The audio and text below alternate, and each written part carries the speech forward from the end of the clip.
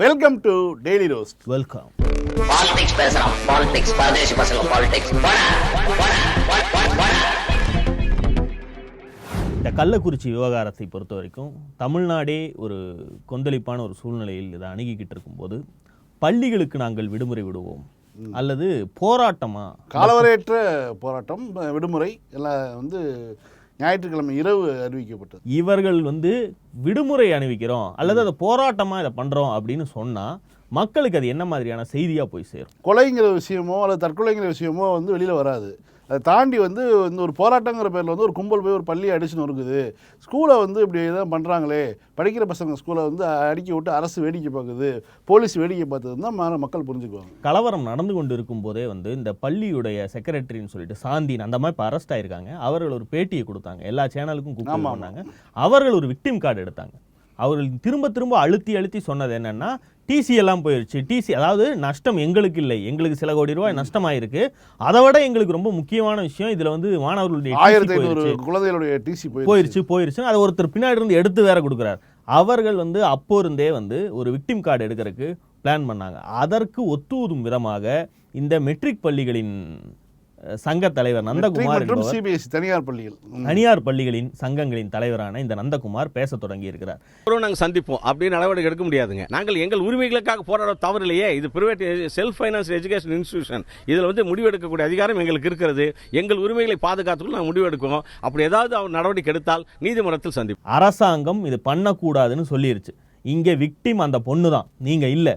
உங்களுக்கான இழப்பீடை உங்களுக்கு எப்படி வாங்குறது அது உங்களுக்கு தெரியும். சட்டம் நீதிமன்றம் சொல்லியிருக்கு, இதுக்கான இழப்பீடுகளை பெறுங்கள்னு.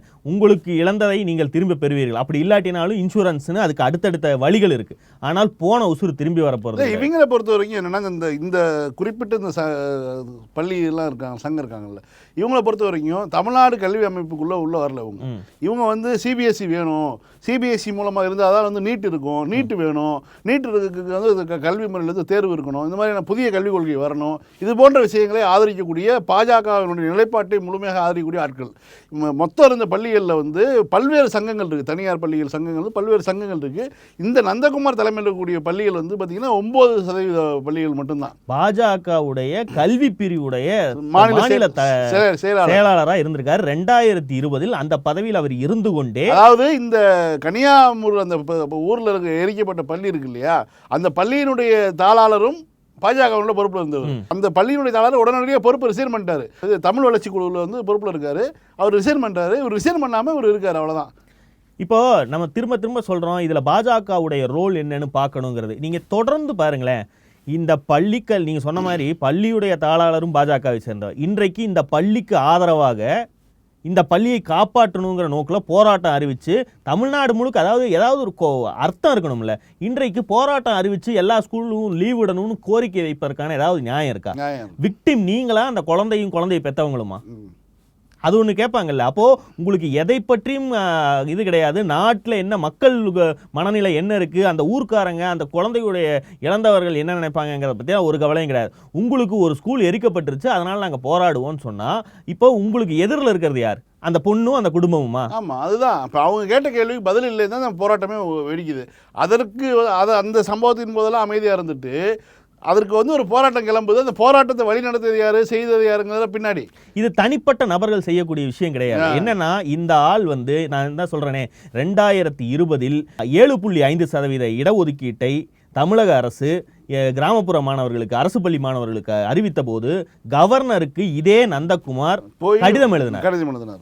இந்த 7.5% இடஒதுக்கீட்டை நீங்கள் அப்ரூவ் பண்ணக்கூடாது, அப்படி நீங்க பண்ணுனீங்கன்னா நான் உச்சநீதிமன்றத்தில் இது தொடர்பாக கேஸ் போடுவேன்னு சொல்லி அன்றைக்கு பாஜக அவனுங்களுக்கு உள்ளூர எரியும் 7.5% இடஒதுக்கீடு. ஆனால் வெளிப்படையாக சொல்ல முடியாது, சொன்னால் செருப்படி விடும் தமிழ்நாட்டில்.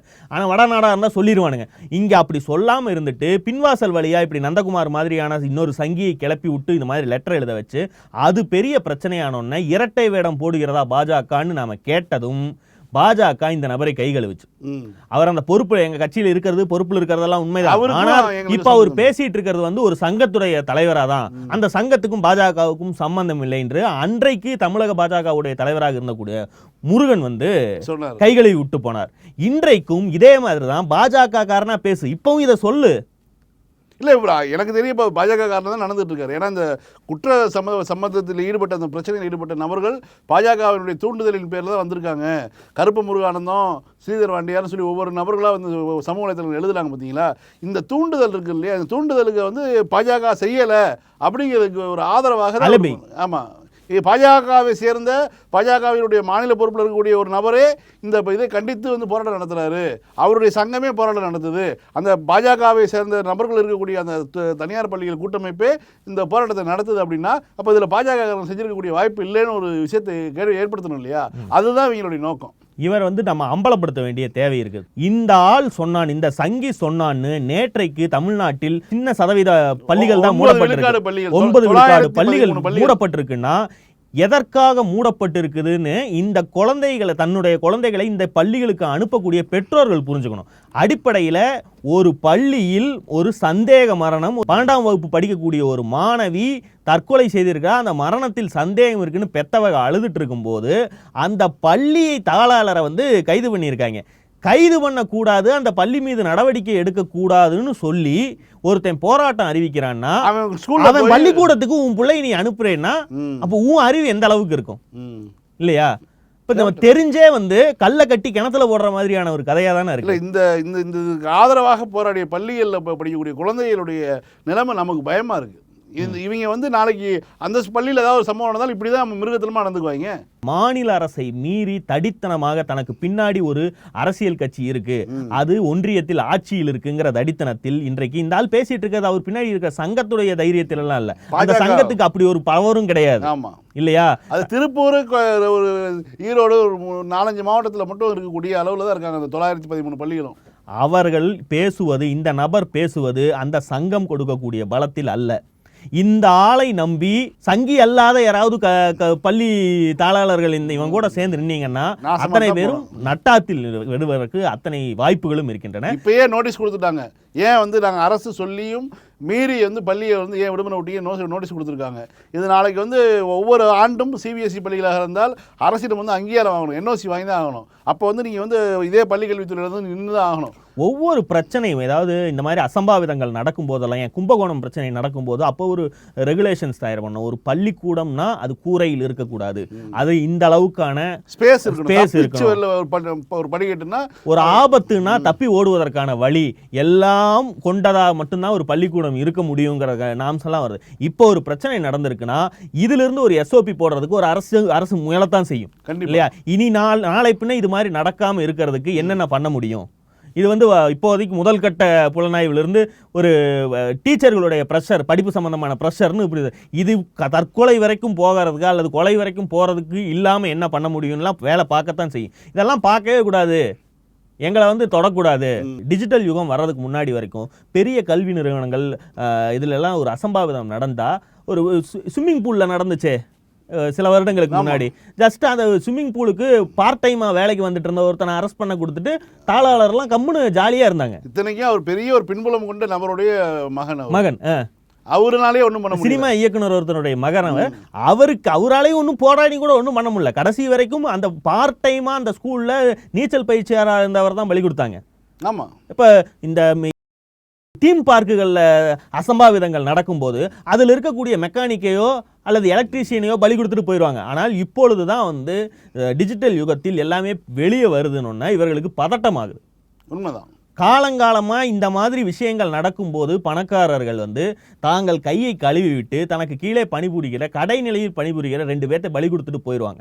அப்படி இல்லாமல் தாளாளர் வரைக்கும் அவனுக்கு பாஜகவில் மாநில அளவில் செல்வாக்கு இருக்கிறது, அவன் மிக பணக்காரனான ஒரு சங்கியாக இருந்தாலும் கைது செய்யப்பட முடிகிறது. அந்த மாதிரி நிலைமை போகுதுங்கிறது தான் இவனுங்களுடைய பதட்டத்துக்கு காரணம். இவர்கள் தங்களுடைய ஃபியூச்சரை பாதுகாக்கிறாங்க. இந்த மாதிரியான அசம்பாவிதங்கள் என்னைக்கு வேணாலும் நமக்கு நடக்கலாம். அப்போ வந்து நம்ம வேற யாரையும், ஒரு டீச்சரை 10,000 ரூபா சம்பளம் வாங்குற டீச்சரை பலி கொடுத்துட்டு போயிட முடியாது, நாம உள்ள போக வேண்டி வருங்கிற நிதர்சனம் உரைப்பதால் தான் இவர்கள் வந்து தமிழ்நாடு முழுக்க ஸ்ட்ரைக் பண்ணலாம், பள்ளிகளை லீவ் விடலாங்கிற இடத்துக்கெல்லாம் போறாங்க. இவர்களிடம் குழந்தைகளை அனுப்புபவர்கள் இதன் மூலம் கவனமாக இருந்து கொள்ள வேண்டும். நேற்றைக்கு வந்து மின் கட்டண சீரமைப்பு அறிவிக்கப்பட்டிருக்கு.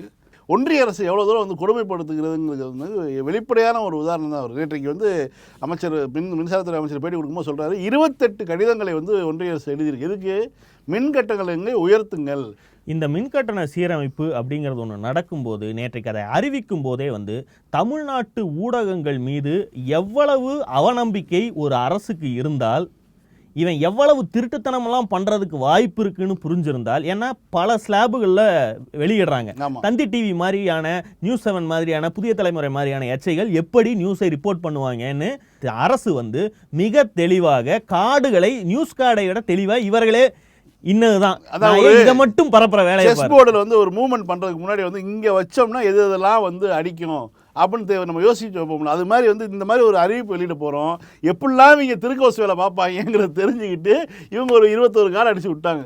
அதில் முக்கியமாக புரிந்து கொள்ள வேண்டியது, தமிழ்நாட்டில் சுமார் 3 கோடி வீடுகளுக்கு மின்கட்டண மின் இணைப்பு இருக்கு. அதில் பிலோ பவர்ட்டி லைன்ல இருக்கிற குடிசை அல்லது மிகச்சிறிய வீடுகளுக்கு, அதாவது 2 கோடியே 37 லட்சம் வீடுகள் மொத்தம் இணைப்பு, வீடுகள்னு இணைப்பு.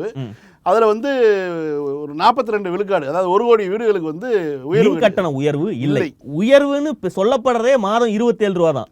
27 இல்ல இவங்க அடுத்தது போனா அந்த ஸ்லாபுக்கு தான் போவாங்க. ஃபர்ஸ்ட் ஸ்டார்டிங் 27 ரூபா மாதம். 27 ரூபாய் கூட உயர்வாக யாருக்கெல்லாம் கருதப்படுமோ அந்த 1 கோடி பேருக்கு, அந்த 1 கோடி மின் இணைப்புகளுக்கு மின் கட்டணமே இல்லை. இதற்கு அடுத்து இருக்கக்கூடியவங்க மிடில் கிளாஸ். மிடில் கிளாஸுக்கு 27 ரூபாய் மாதத்துக்கு கூடுதலாக வரும்.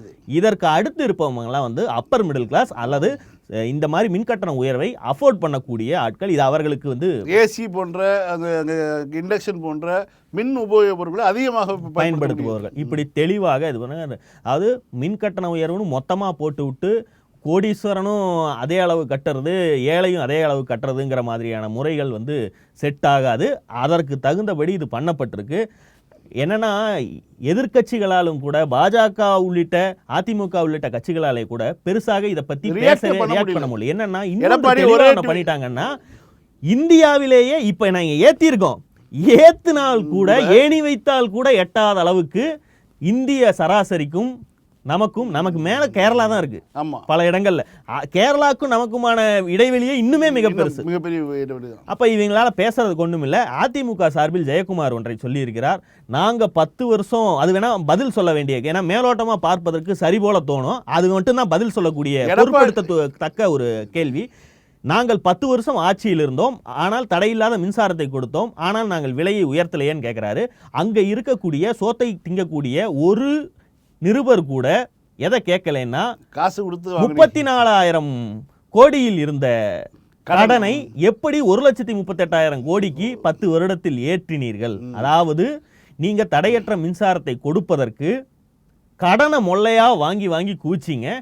கடன் ஒரு பக்கம் மலையளவுல ஏறிக்கிட்டே போகுது. அதனால நீங்க வந்து ஏத்தல. இப்பொழுதும் திமுக அரசும் ஏற்ற வேண்டாம் என்று நினைக்கிறது. ஒன்றிய அரசு ஒவ்வொரு முறை இது தொடர்பாக வேற எந்த விஷயத்துக்கு கடன் கேட்டாலும், மாநில அரசு கடன் பெற வேண்டும் என்று போனாலே ஒரு செக் வச்சு, நீ இப்படி வர்ற வருமானத்தை எல்லாம் மக்களுக்கு செலவு பண்றியே, உனக்கு புழைக்க தெரியலையே, நீ வந்து இப்படிலாம் பண்ணலாமா? நீ முதல்ல வந்து இந்தியாவில் இருக்கக்கூடிய எல்லா மாநிலங்களும் இவ்வளவு உன்னை விட 2 மடங்கு 3 மடங்கு மின் கட்டணம் வாங்குது. ஆனா நீ வாங்காம உட்கார்ந்துட்டு ஏன் கடன் கேட்கிற?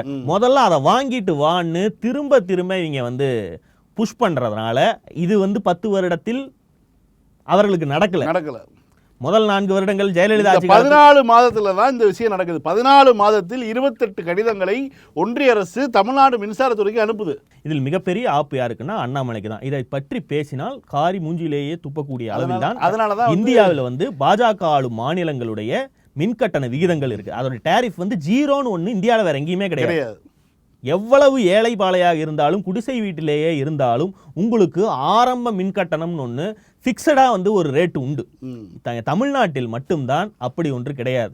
இது 2 கட்சிகளுமே அதை வந்து ஒரு கட்டம் வரைக்கும் மெயின்டைன் பண்ணியிருக்கோம். இன்றைக்கும் திமுகவுக்கு அதை மாற்ற வேண்டிய தேவையில்லை. ஒன்றிய அரசு, மோடி அரசு அங்கு வாங்கி மொள்ளையை தின்பதற்காக இப்படி ஒரு அட்டூழியத்தை பண்ணி தொடர்ந்து ரிமைண்டர் அனுப்பி வேற ஏதாவது கடன் வாங்கணும்னா முதல்ல இவர்களுக்கு மானியம் கொடுப்பதை நிறுத்து. அதாவது அவன் என்ன நினைக்கிறான்னா, மானியம் இலவசம் அல்லது ஏழை மக்களுக்கு ஒரு விஷயத்தை சும்மா கொண்டு போய் சேர்த்தரக்கூடாது.